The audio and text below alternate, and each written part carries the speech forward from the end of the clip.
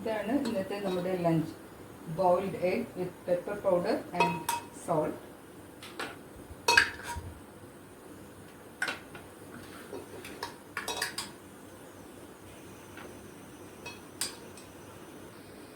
Curd with steamed rice.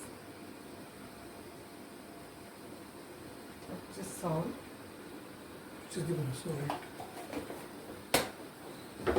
Steamed റൈസിൽ കുറച്ച് കേർഡും സോൾട്ടും ഇട്ടു. ബോയിൽഡ് എഗിൻ്റെ മുകളിലും കുറച്ച് പെപ്പർ പൗഡറും ഉപ്പും ഇട്ടിട്ടുണ്ട്. ഇനി നെക്സ്റ്റ് ആണ് മെയിൻ തിങ്.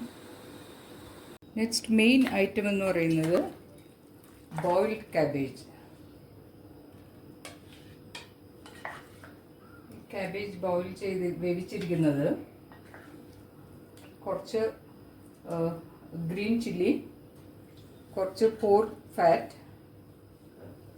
ഉപ്പ്, മഞ്ഞൾ, അത് മാത്രം ഇട്ടിട്ടാണ് ഈ കാബേജ് സൂപ്പ് ഉണ്ടാക്കിയിരിക്കുന്നത്. ഇതെന്താണെന്ന് വെച്ചാൽ ഈ സമ്മർ സീസണിൽ എല്ലാവർക്കും വെള്ളവും ജ്യൂസും കുടിച്ച് വയറ് നിറഞ്ഞിട്ട് ചോറ് കഴിക്കാൻ ആർക്കും താല്പര്യമില്ല.